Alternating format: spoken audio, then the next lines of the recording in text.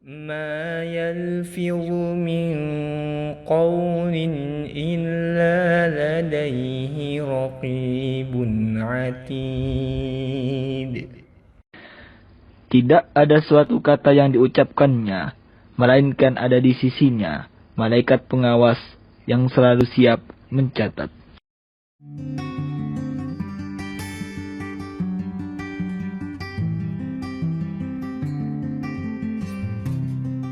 Bismillahirrahmanirrahim.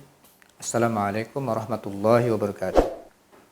Alhamdulillah wassalatu wassalamu ala rasulillah amma ba'd. Kaum muslimin wal muslimat rahimakumullah.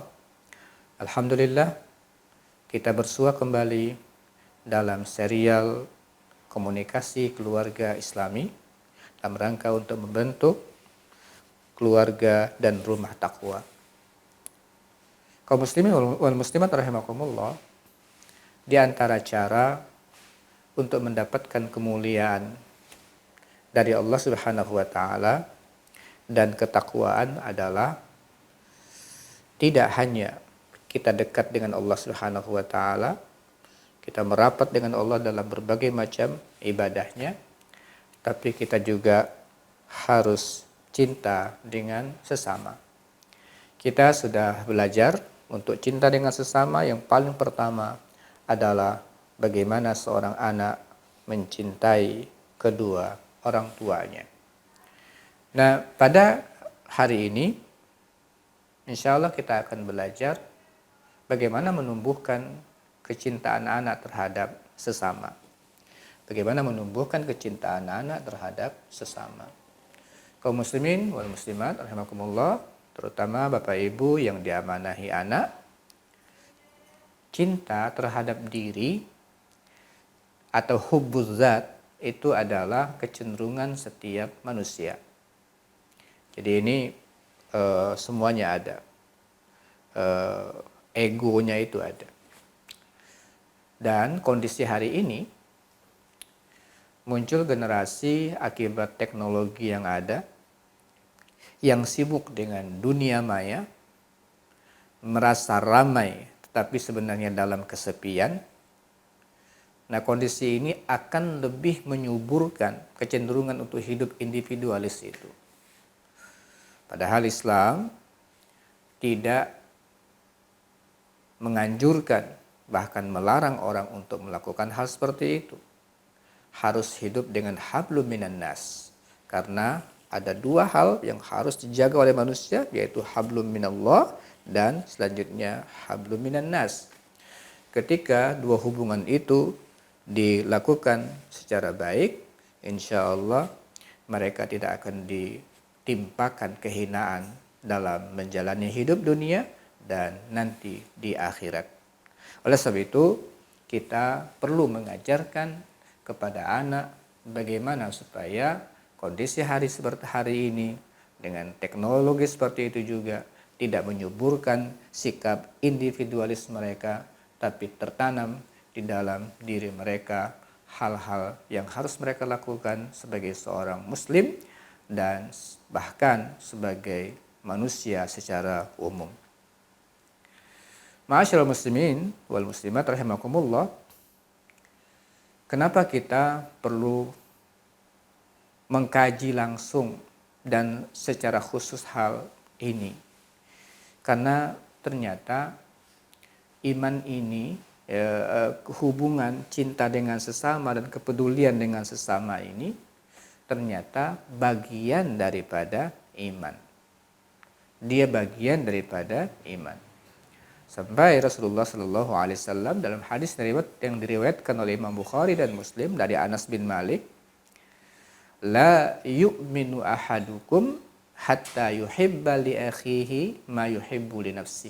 Tidak beriman salah seorang di antara kalian sampai dia mencintai saudaranya seperti mencintai dirinya sendiri. Sampai begitu ternyata. Jadi Rasulullah Shallallahu Alaihi Wasallam mengaitkan iman dengan kepedulian dan kecintaan terhadap sesama. Nah, oleh sebab itu dikuatkan lagi oleh Rasulullah Shallallahu Alaihi Wasallam dalam hadis yang lain, al-Muslim akhul Muslim. Sesama muslim adalah saudara. Kemudian dalam hadis yang lain Rasulullah bersabda, al-mu'min lil mu'min kal bunyani yashuddu ba'duhu ba'dha. Mukmin dengan yang lain itu seperti satu bangunan yang saling menguatkan. Kemudian hadis yang lain Rasulullah bersabda, masalul mu'minina fi tawaddihim wa ta'atufihim wa tarahumihim kamasalil jasad idza ishtaka minhu 'udwun tada'a lahu sairul jasadi bil humma was sahar. Perumpamaan seorang muslim, seorang mukmin, perumpamaan orang mukmin dalam kecintaan dengan sesama, ada rasa empati dengan sesama, kasih sayang dengan sesama, seperti satu tubuh. Apabila salah satu di antara anggota tubuh ini sakit, maka semuanya memanggil untuk menolong anggota tubuh yang sakit itu. Di antaranya adalah sampai demam untuk mengorbankan bagian itu, untuk korban untuk apa? Menyembuhkan bagian yang sakit. Sampai nggak bisa tidur. Itu solidaritas anggota tubuh kita untuk menyehatkan bagian yang sakit dari anggota tubuh. Rasulullah mengibaratkan mukmin dengan sesama itu harus bisa sampai ke tingkat kecintaan mereka, empati mereka, kasih sayang itu seperti tubuh. Sehingga ketika ada saudara yang sakit, dia rasakan sakitnya seperti anggota tubuh yang merasakan sakitnya teman anggota tubuh yang sedang sakit tersebut. Ini hal-hal yang membuat kita harus berusaha menanamkan kepada anak-anak kita cinta dengan sesama dan kepedulian dengan sesama. Kaum muslimin wal muslimat rahimakumullah. Langkah-langkah yang perlu untuk kita lakukan di dalam upaya menumbuhkan rasa cinta dengan sesama ini dan kepedulian. Yang pertama adalah mengirim pesan bahwa perbuatan ini mulia dan menguntungkan. Jadi sekali lagi ini namanya proses khawatir. Ya, dalam proses komunikasi kita, komunikasi Islami, langkah satu ini namanya khawatir, mengirim pesan ke memori anak bahwa cinta dengan sesama, peduli dengan sesama ini adalah penting dan menguntungkan. Ini adalah perbuatan yang mulia. Gimana caranya? Sekali lagi yang kita sudah terus sampaikan, orang tua adalah tokoh sentral penting terhadap anak untuk mengirim pesan-pesan pertama tentang kemuliaan. Jadi orang tua harus sering-sering mengenalkan kepada anaknya, pertama keluarga dekat, rajin silaturahim, dikenalkan, ini nenek, ini kakek, ini paman dari ayah, ini paman dari ibu, ini sepupu-sepupu, ini keponakannya dan sebagainya, terus itu diingatkan. Keluarga-keluarga itu mereka kita ajak silaturahim, kemudian kita kenalkan mereka dengan keluarga kita. Nah, di situ kita pasti yakin bahwa dari anggota keluarga itu ada yang secara ekonomi baik, ada yang sedang, ada yang kurang. Nah, ini pasti. Nah, ketika kita kenalkan lalu mereka tahu kepedulian orang tuanya kepada saudara-saudaranya, suka bantu kalau memerlukan, itu penting untuk membentuk khawatir tadi itu, pesan bahwa hal seperti ini penting dilakukan dan mulia untuk dilakukan. Jadi kita harus melihatkan kepada anak-anak praktek-praktek kepedulian kita terhadap saudara-saudara kita. Lanjut dengan tetangga, ya, dengan orang-orang yang dekat sekitar kita. Lalu begitu juga dengan tetangga, biasanya juga pasti bermacam-macam. Ketika kita dilihat oleh anak-anak kita peduli dengan tetangga juga, itu akan mengirim pesan kepada mereka perbuatan itu adalah mulia.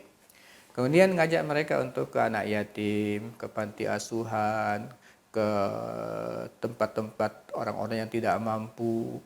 Kemudian pada saat itu kita sedang memberikan bantuan. Ini menjadi sangat penting, ya, menjadi sangat penting untuk mengirim pesan kepada anak bahwa kepedulian dan cinta dengan sesama adalah bagian daripada iman tersebut.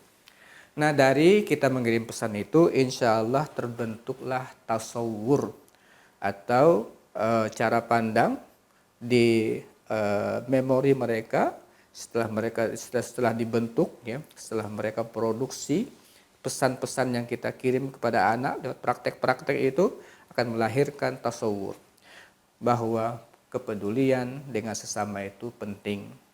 Kepedulian itu akan menguntungkan, kepedulian itu sangat mulia. Kemudian selain mereka kita berikan pesan-pesan praktek langsung, setelah itu enak bagi kita untuk menanamkan nilai-nilai Al-Quran, hadis tentang kemuliaan itu menjadi enak. Kenapa? Kita sudah praktek. Kenapa ayah kayak begini, kenapa ibu kayak begini? Karena Allah merintahkan kita untuk begini, Rasulullah merintahkan kita untuk begini. Kemudian dikasih kisah-kisah, enak kita menyampaikannya karena kita langsung melaksanakannya. Nah, di antara nilai-nilai yang penting untuk kita tanamkan tentang kepedulian terhadap sesama itu adalah bagaimana mengukur orang dengan ukuran diri sendiri. Ya, bagaimana mengukur orang dengan ukuran diri sendiri.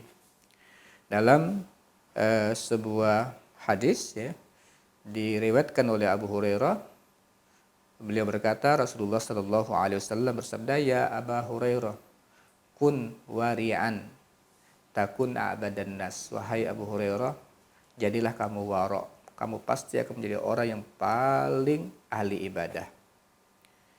Wa kun qani'an, takun ashkarun nas. Jadilah orang yang qanaah, kamu pasti akan menjadi orang yang paling pandai bersyukur. Wa ahibba linnas ma tuhibbu li nafsik. Cintai orang seperti kamu mencintai dirimu. Nah, ini pesannya. Cintai orang seperti kamu mencintai dirimu. Kalau kamu cinta dengan sesuatu, orang pasti cinta dengan itu, maka ukur. Kalau kita ingin mencintai orang, ukur kita mencintai sesuatu, maka seperti itulah orang juga mencintai. Kenapa seperti itu? Kata Rasulullah, takun mukminan, kamu akan menjadi orang mukmin. Masya Allah, ternyata ini indikator orang mukmin, mencintai sesama seperti kita mencintai orang lain. Itu mengukur orang lain dengan ukuran diri sendiri. Nah, ini akan berdampak juga umpamanya seperti kalau kita muncul niat jahat lalu ingin kita wujudkan dalam bentuk melontarkan kata yang tidak pantas, ya. Dalam surah Al-Hujurat Allah berfirman, ya ayyuhalladzina amanu la yaskhar qaumun min qaumin asa yakunu khairam minhum wala nisa'um min nisa'in asa yakunna khairam minhun wala talmizu anfusakum wala tanabazu bil alqab. Wahai orang-orang yang beriman, janganlah sekumpulan laki-laki merendahkan kumpulan yang lain. Boleh jadi yang ditertawakan dan direndahkan itu ternyata lebih baik dari mereka. Dan jangan pula sekumpulan perempuan merendahkan kumpulan perempuan yang lain, boleh jadi yang direndahkan lebih baik. Kemudian lalu Allah melarang, janganlah suka mencela dirimu sendiri. Jangan suka mencela dirimu sendiri. Kok mencela diri begitu? Mencela diri. Ternyata kalau kita lihat tafsirnya, umpamanya At-Tabari mengatakan, wala talmizu anfusakum, jangan kamu mencela diri. Allah berfirman, wala yaghtab ba'dukum ba'dha ayyuhal mu'minun. Jangan saling meribah wahai orang mukmin. Jangan kamu meribah. Ketika kamu meribah, sebenarnya kamu akan diribah oleh orang. Ya, jadi atau pikirkan, kalau kamu meribah orang, bagaimana kalau kamu diribah sama orang? Nah, gitu. Cara pandang adalah wala talmizu anfusakum, jangan kamu ngolok dirimu, jangan suka mencaci maki dirimu, merendahkan dirimu, mencela dirimu. Kenapa? Itu akan balik ke kita. Atau paling tidak ukur dengan diri. Kalau kita dicela orang, apa rasanya kalau kita kalau kita mencela orang, apa rasanya kalau kita dicela. Jadi jangan sampai kita seperti perbuatan kita tampar pukul tangan kita ke air, nanti yang kena kita sendiri. Itu patah kita kan, seperti itulah dia. Kita pukulkan air, lalu ternyata kita yang kenanya juga. Begitu juga dengan perbuatan ini. Kalau kita mau melakukan hal-hal yang tidak baik kepada orang, lalu ukur dulu. Kalau saya diperlakukan seperti itu, maka nanti seperti apa sehingga kita nggak jadi. Itu maksudnya. Jadi tolong ukur dulu dengan diri sendiri. Begitu juga ukuran ini juga banyak dalam Al-Quran. Di antaranya kalau mau ngasih sodako atau infak bantuan kepada orang. Kira-kira yang nggak pantas, kita pun nggak mau menerimanya, jangan kasih orang. Begitu, jangan kasih orang. Kalau kita sendiri nggak merasa pantas untuk menerimanya. Allah Subhanahu wa Ta'ala memanggil orang yang beriman, di antara sifat orang yang beriman, ya ayyuhalladzina amanu anfiqu min thayyibati ma kasabtum. Wahai orang-orang yang beriman, berinfaklah dengan yang baik-baik yang kalian dapatkan. Ya. Nah, ini jadi wala tayam, istilah itu wa mimma akhrajna lakum minal ardh, infakkan apa yang kami telah berikan kepada kamu dari apa-apa yang dikeluarkan dari bumi. Ya. Jadi kalau ada hasil panen dan sebagainya, keluarkan yang baik-baik.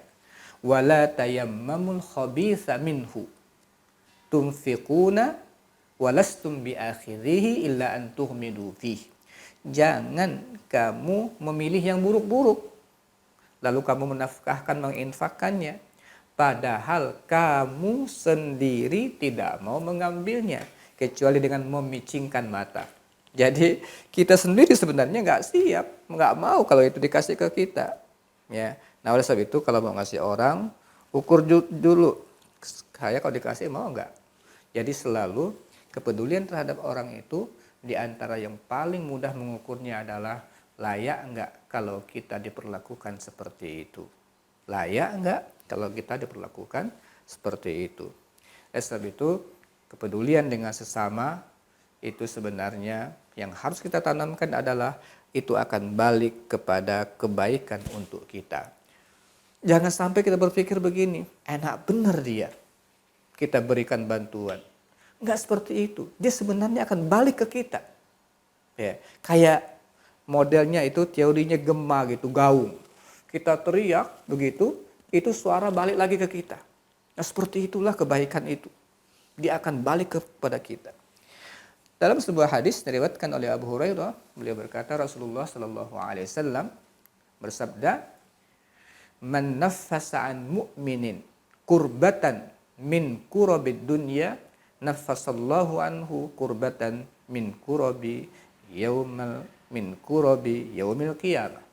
Barang siapa yang memberikan napas, ya, membuat orang mukmin itu bernapas nyaman, ya, tidak kesulitan dari urusan dunia. Dia kesulitan lalu kita kasih kemudahan. Allah akan berikan kemudahan untuknya pada hari kiamat. Coba baliknya seperti apa? Ketika kita melihat ada saudara kita kesulitan, kita bantu, nanti kalau kita kesulitan di akhirat, Allah mudahkan kita. Luar biasa. Waman yassara ala mu'sirin yassarallahu alaihi fid dunya wal akhirah. Barang siapa yang memudahkan orang yang sulit, Allah akan mudahkan untuknya di dunia dan di akhirat. Balik lagi ke kita. Waman satara musliman satarahullah fid dunya wal akhirah. Barang siapa yang suka menutup aib orang muslim, enggak suka untuk ditampakkan, diungkap, Allah akan tutup juga aibnya di dunia dan di akhirat.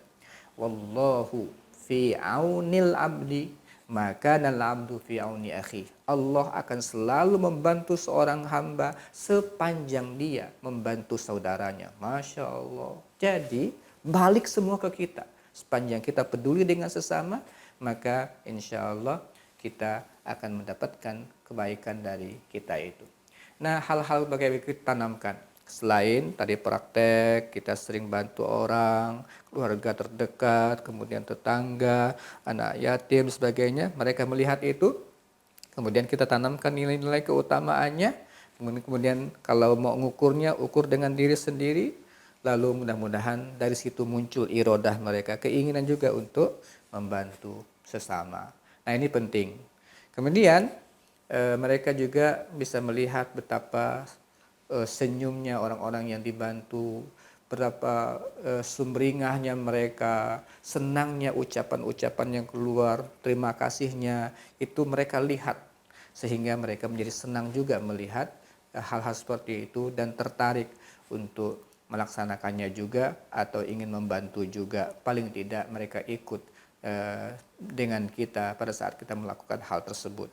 Kemudian akhirnya langkah berikutnya secara perlahan kita ngajak mereka untuk membantu orang lain dengan harta yang mereka miliki.